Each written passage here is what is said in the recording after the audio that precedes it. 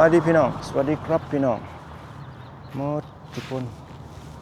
อีกคลิปหนึ่งมื้อนี้บ่น้อยสิพาพี่น้องย่างเลาะหมู่บ้านที่เขาปลูกไม้แถวนี้หมู่บ้านคนรวยคนมีเงินหน่อยนึงพาพี่น้องย่างเลาะมื้อนี้ย่างเลาะหมู่บ้านเขาว่ามันงามส่ำใด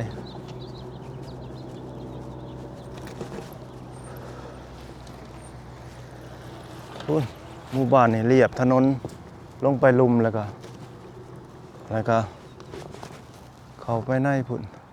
แต่บ่หน่อยสิลงไปลุมให้เบิ่งหน่อยนึงก่อนเด้อมันเป็นหมู่บ้านแคมป์น้องคือกันมันเป็นหมู่บ้านที่อยู่แคมป์น้องอันนี้ปลูกใหม่ประมาณ4-5 ปีนี่แหละนี่เป็นหมู่บ้านแคมป์น้องแล้วก็สวยงามมีสวนสาธารณะของตัวเองว่าซะแล้วก็มีน้องบักใหญ่อยู่หลุมพุ่นเห็นบ่เห็นคนตึกแบดอยู่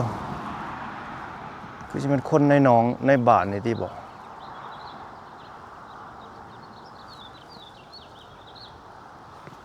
เข้าไปบ่ได้นี่เขามีประตูล็อกไว้ต้องเป็นคนในหมู่บ้านจึงเข้าไปได้บ้านน้อยก็สิขี่อ้อมในหมู่บ้านเขานี่ล่ะมาสุดเพียงนี้เลยสิขี่อ้อมเข้าไปในหมู่บ้านเขาปานนี้นะเอามาขี่อ้อมเข้าไปทางหมู่บ้านเขาไปอันนี้มันแค่ทางไหนนี่ทางไหนเขาไปทางหมู่บ้านเขาไปทางหมู่บ้านสอดใส่กันเลยหน้าทางแล้วมันเป็นทาวน์เฮาส์เขามาในนี่ก็ทาวน์เฮาส์กันแต่ว่าสูงหน่อยนึงเป็นเฮือน 2-3 ชั้น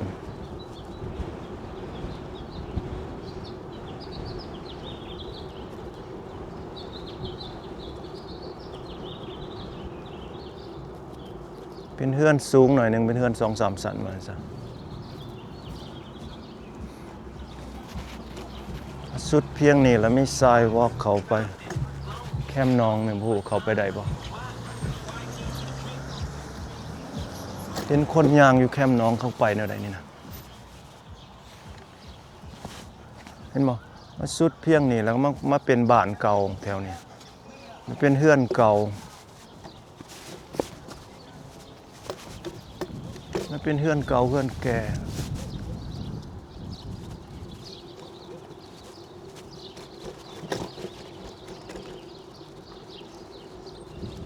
ผู้ว่าเขาเข้าไปน้องนี่ได้บ่นี่ครับ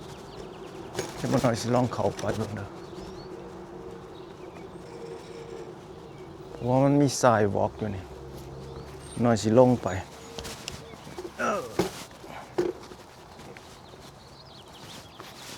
มีทรายวอล์กลงไปทรายวอล์กลงมานี่มันเป็นทรายวอล์กลงมาใส่หนองเห็นบ่พี่น้องใส่หนองแล้วก็เป็นทาวน์เฮาส์เขาแถวนี้มีหนองอยู่นี่เห็นบ่มีหนองอยู่หลังบ้านเขานี่อันนี้ก็เป็นทรายวอล์กแคมป์หลังบ้านเขาหัวเขาสิบ่ว่าหยังบ่นี่นะมาหน่อยขี่ผ่านหลังบ้านเขาเข้ามาเลยนี่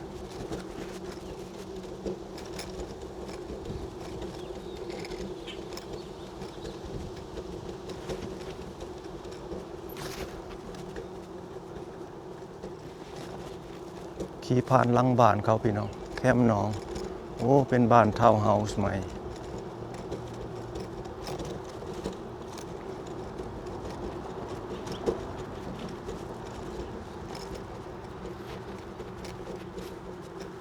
แล้วก็มาสอดใส่บอลเบาหน่อยมาเมื่อกี้สอดใส่นี่แล้วก็ออกนี่เนื้อเบาหน่อยสิออกนี่เพราะเขาบ่ได้ล็อกไว้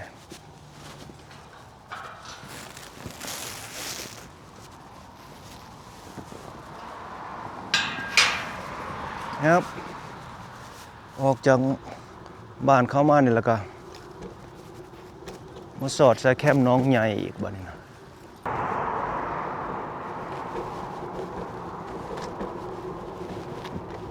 ทางซ้ายมือนี่ก็เป็นหมู่บ้านอีกหมู่บ้านนึงพี่น้องเอ้ยแคมป์น้องคือกัน ต่างแต่เป็นหมู่บ้านเก่าหน่อยนึงเห็นบ่มีทางเขาคือกันเป็นทางเขาไปเห็นบ่เขามีแคมเมรามี security แถวนี้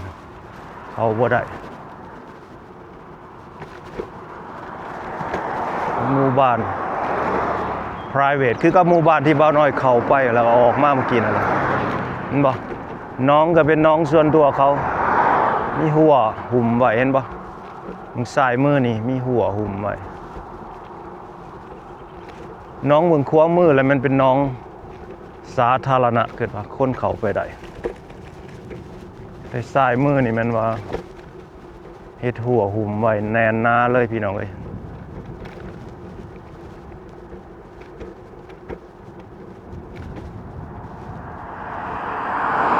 แล้วเป็นน้องใหญ่แท้ใหญ่ว่าพี่น้องเอ้ยเห็นบ่น้องใหญ่แท้ใหญ่ว่า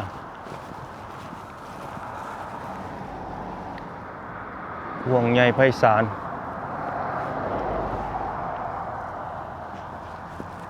เขาให้ทั่วหุ่มไว้หมดพี่น้องน้องใหญ่แท้ใหญ่ว่าเห็นบ่น้องของหมู่บ้านนี่นะแต่เขาบ่ได้หมู่บ้านนี่นะเขาเฮ็ดประตูไว้ต้องมีคนในหมู่บ้านจึงเข้าได้ว่าซะก็ห่วงใหญ่ไพศาลเอาละสิไปหมู่บ้านใหม่พี่น้องเอ้ยบ้านนี่เขาบ่ได้แต่ดอนกลางหนองพุ่นเห็นบ่พี่น้องดอนกลางหนองพุ่นว่าพี่น้องเห็นบ่ดอนกลางหนองมีแต่นกว่ากล้องเข้าไปถึงวันนี้นะดอนกลางหนองพุ่นนกโอ้นกเจ้าบ่นกหยังหลายแท้หลายวะออกจากหมู่บ้านนั้นมาแล้วพี่น้องเอ้ยสิออกไปเรื่อยๆขี่ผ่านไปเรื่อยๆมาผ่านอีกมาใส่ทางใหญ่ไปเขาหมู่บ้านสิไปหาเขาหมู่บ้านใหม่อีกพี่น้องเอ้ย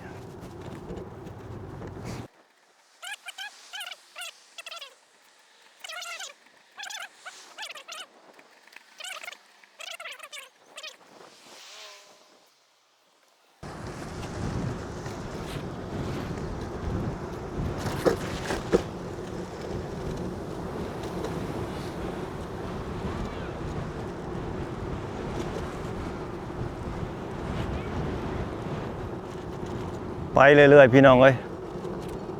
ผ่านสวนสาธารณะผ่านหมู่บ้านแถวนี้ล่ะ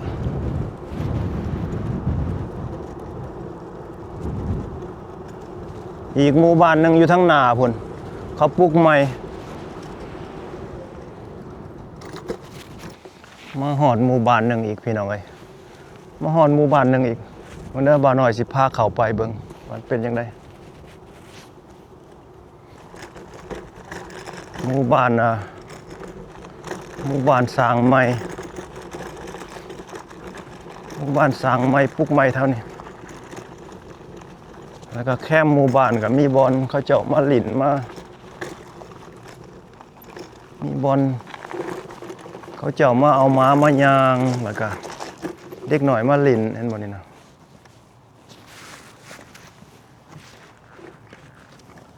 ในหัวน่ะมันบอลม้ายางทั้งนอกเลยมันว่าบอลเด็กหน่อยมานั่งหลินมามันยังไงซะ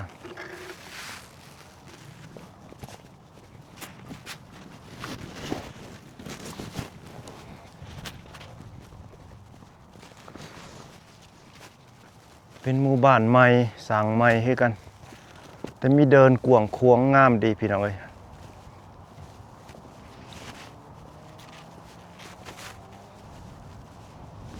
มีบอลเอ็กซ์ไซส์อีกว้าว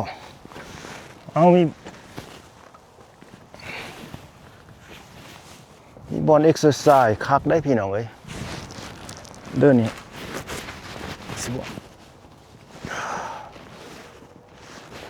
ว้าวสะดวกสบายหมู่บ้านนี่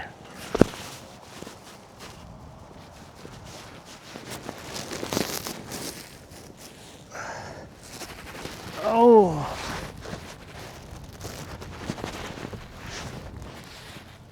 บอลเอ็กซ์ไซส์มีบอลลีนครบสุดเลยพี่น้องเอ้ยออกมาจากบ้านแล้วบ่ต้องไปยิมแล้วนี่บ่ต้องไปฟิตเนสแล้วนี่มีบอลมาเอ็กซ์ไซส์ให้เรียบร้อยเลยว้าวสะดวกสบาย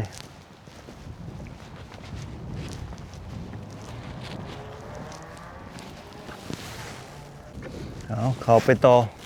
เข้าไปในหมู่บ้านเป็นจังไดว่าสิเป็นอะไรสิไปน้ำทางเขานี่ดอกมันมีหนทางมันมีหนทางให้เขาปูซีมัง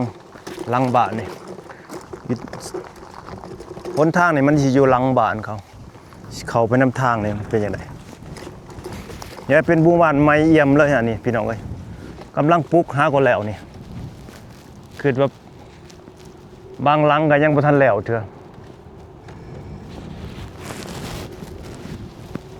หมอน้อยสิเข้าไปเรื่อยๆเด้อโอ้เดินเขากวางควงเห็นบ่เดินหญ้าเขากวางควงพูดมันเดินของบริเวณนี่หมดเลยนะแต่หมอน้อยสิเข้าไปขึ้นไปน้ำเทิงนี่น้ำหมู่บ้านนี่เบิ่งก่อนว่าเป็นยังไงจริงๆสอดไม่ใส่เดินหญ้าเขาเด้อโอ้บ่อยากไปหลังบ้านเขาปานใดสิมาทางหน้าอ้าวหน้าบ้านพวกนี้มาว่าปินหน้าใส่เดินใส่สวนสาธารณะเห็นบ่พี่น้องเป็นคือสวนสาธารณะนี่แต่มันเป็นของหมู่บ้านกว้างใหญ่ไพศาลเลยย่างหุ่มกับเมื่อยวันซะมาหน่อยสิโอ้นี่ก็มีบอนยางอีกกันบ่เป็นทางดินแดงไว้ให้ยางว้าวหมู่บ้านนี้รู้ล้าเว้ยเอาบ้านน้อยสิเข้าไปพานน้ำบ้านเขาหน่อยนึงเด้อแล้วจิกสิออกมาใส่บอลเข้ายางหลินนี่เพื่อนบางหลังก็คนบ่ทันมาซื้อซ้ำถือว่าเป็นแบรนด์นิวเลยสิเห็นบ่งามได้นี่ดอกไม้ดอกตอกดอกไม้ดอกตอกงามจำนวนหนึ่งก็มาอยู่แล้วนี่นะแต่ว่าบ่ค่อยหลายมันได้มาอยู่นี่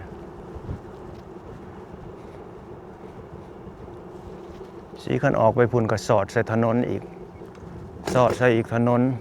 ใหญ่เบื้องหนึ่งบ่หน่อยสิไปบ่หน่อยสิขี่อ้อมอยู่ในทางในหมู่บ้านเขานี่เห็นบ่โอ้งามหลาย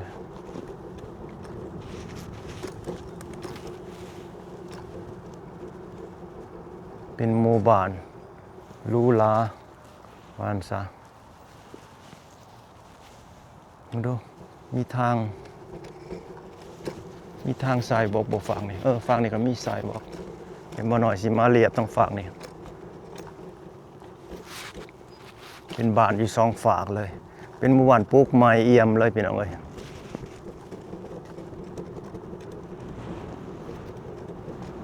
สวยงามหลายพี่น้องเอ้ยแต่ว่าอยากเงียบแน่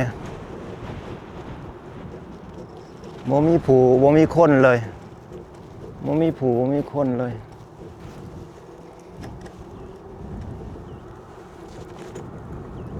เอาหน่อยเขามาน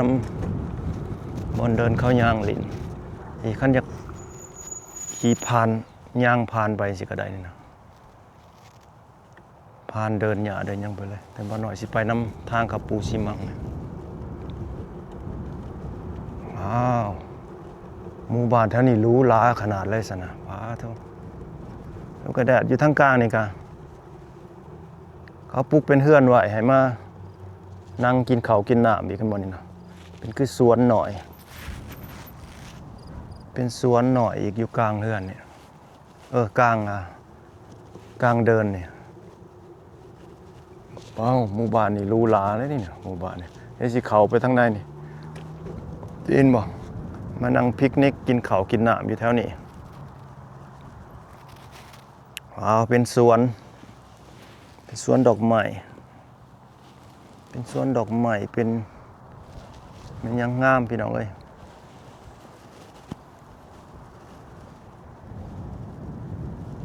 เป็น สวนดอกไม้น้อยๆอยู่ทางกลางนี่ให้คนมาในหมู่บ้านนี่ออกมากินข้าวกินน้ำ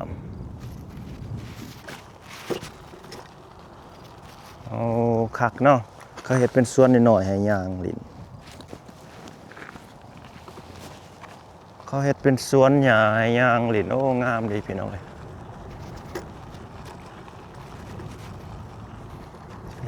คันออกไปพี่บัดนี้นะออกไปพี่มาเข้าใส่อีกหมู่บ้านนึง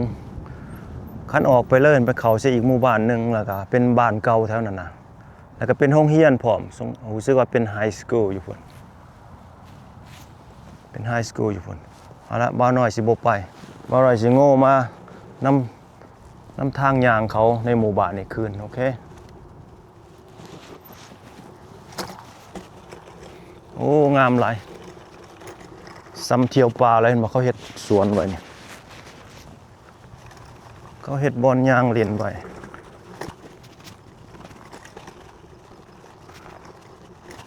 งามพี่น้องเอ้ย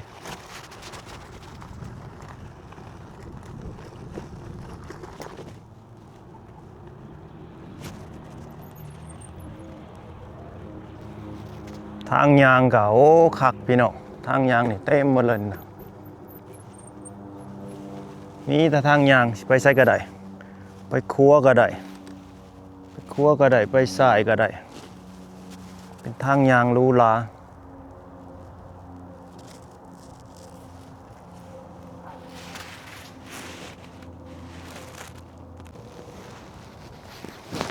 งามหลายพี่น้องเอ้ย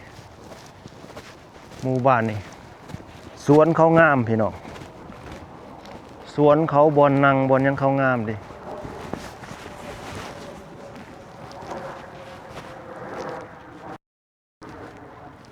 สามารถย่างหลินอยู่ในได้หมด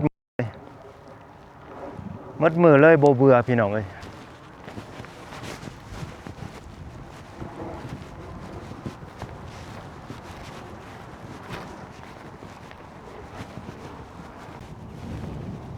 ขี่ไปเรื่อยๆพี่น้องเอ้ยเป็นหมู่บ้านที่หรูหรา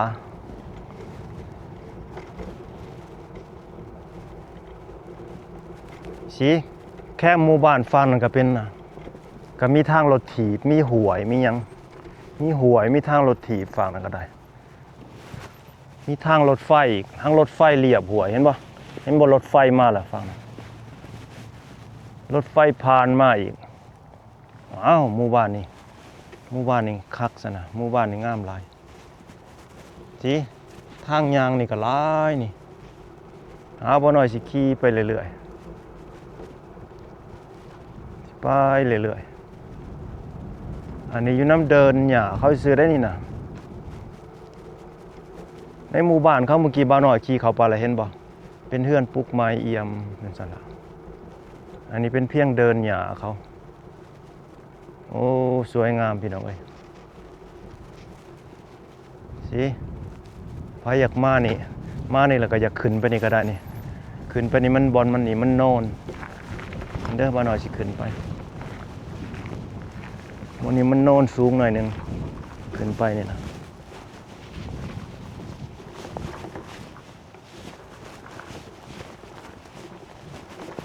ยับ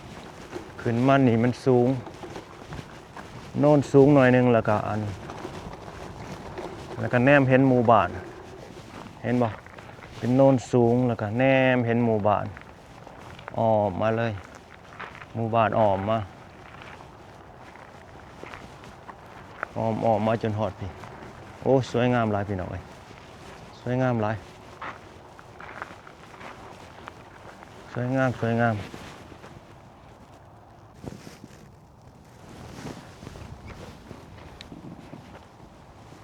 งามหลายพี่น้องเอ้ยหมู่บ้านนี่ล่ะบ่น้อยสิย่างไปเรื่อยๆลงไปนำสวนสาธารณะหลังบ้านเขานี่ล่ะงามหลายสิย่างลงไปจนพุ่นจนฮอดทางเขาขี่รถถีบอยู่ทางหลุมพุ่นแล้วก็ห้องน้ำแล้วก็จึงจบคลิปนี้กันครับพี่น้องเอ้ยงามหลายพี่น้องเอ้ยสวนเขานี่นะงาม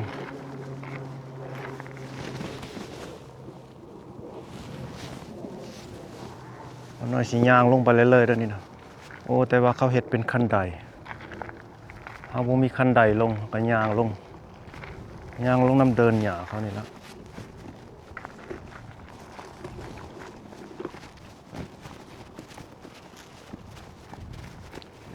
ลงมาอีกพักหนึ่งลงมาทั้งลุมบัดนี้นะ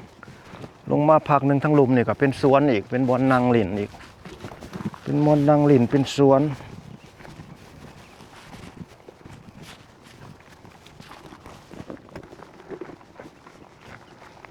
เป็นบ่อนนั่งเล่นเป็นสวนดอกไม้ว่าซั่นซะให้คนมายางมาแลนอ้อมอยู่นี่สวยงามพี่น้องเอ้ย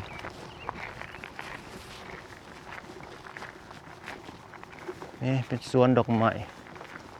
ดอกตอกงามดี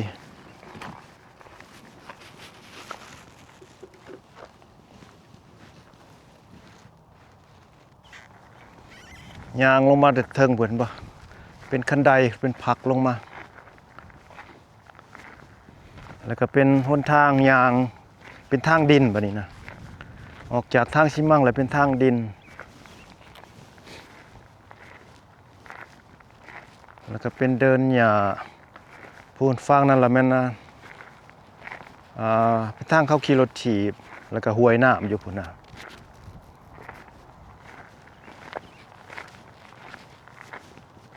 อันนี้ก็มีห้วยน้ำน้อยๆกันอยู่แคมป์นี่ก็ได้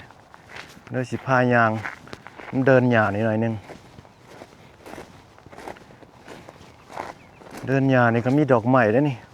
ออกสีเหลืองๆม่วงๆนี่พี่น้องเอ้ยพามาเบิ่งดอกไม้หน่อยนึงเด้อนี่นะ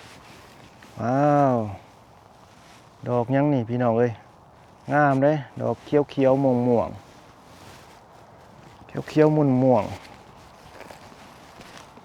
ปนสีออเรนจ์ก็มีอยากลนแน่หมดล่ะเอาปลาหญ้าแกมปลาดอกไม้งามพี่น้องเอ้ยอยากมีเงินเด้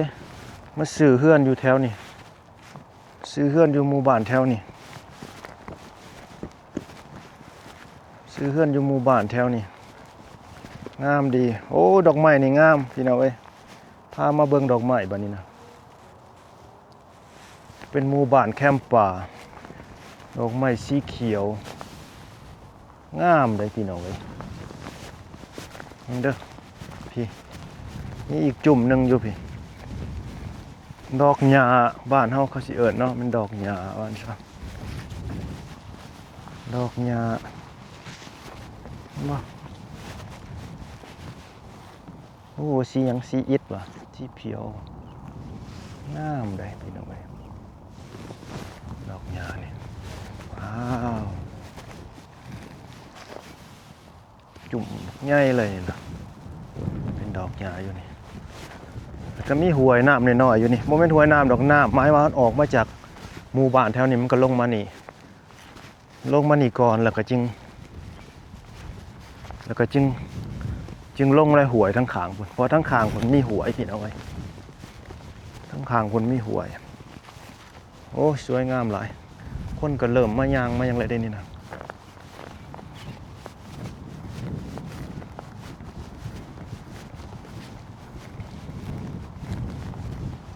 นี่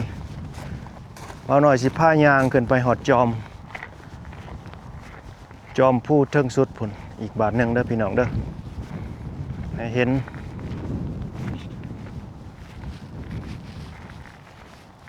อีกบาทหนึ่งก่อนสิจบวิดีโอกันคลิปนี้ว่าซั่นซะโอ้ท้องฟ้าเริ่มมืดแล้วพี่น้องเอ้ยดำปื้อล่ะสงสัยฝนสิตกแล้วเด้อนี่เด้อบ่ขึ้นมาเลยๆเห็นบ่เป็นคันไดขึ้นมาหน่อยยางลงมาแล้วล่ะเทื่อนึงสิพายางขึ้นบัดนี้นะให้พี่น้องเห็นว่ามันเป็นจังได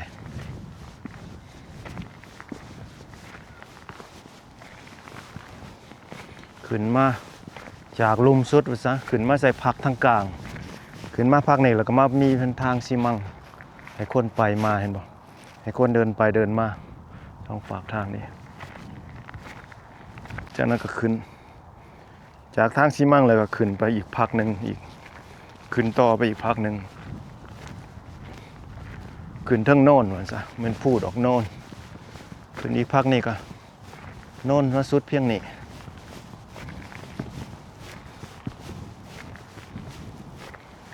ขึ้นโน่นมาสุดเพียงนี้เห็นบ่ขึ้นโน่นมาเนี่ยมา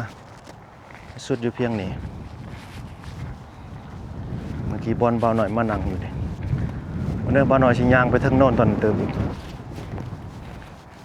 มีโน่นตัวหนึ่งอยู่เทิงพุ่นโน่นตัวหนึ่งกับก่อนขี่หินอยู่เทิง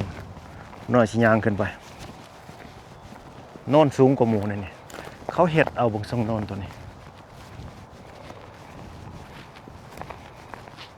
เป็นโน่นที่เขาเฮ็ดเอาเอาหน่อยสิย่างขึ้นมาเบิ่งครับโน่นสูงสุดของหมู่บ้านมานี่นะสิขึ้นมาโน่นนี่ละแม่นว่าเห็นหมดเลยนี่โน่นหินก่อนเดียวอ่ะมีหินก่อนหนึ่งอยู่นี่เขาเฮ็ดโน่นแล้วก็เอาหินมาไว้ทีนี้คนก็เริ่มออกยางละสิเห็นบ่ขึ้นมาฮอดโน่นสูงสุดแล้วพี่น้อง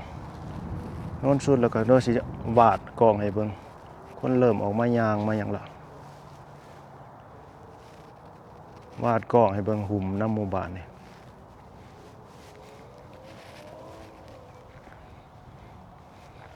พูนมาหน่อยอยู่ลุมพุ่นยางมาแต่ลุมผมเมื่อกี้เอาละพี่น้องเอ้ยวิดีโอคลิปเนี่ยเอาไว้เพียงเท่านี้ก่อนเนาะอย่าลืมฝากกดไลค์กดแชร์กด Subscribe ด้วยพี่น้องเด้อพบกันใหม่คลิปหน้าบ๊ายบาย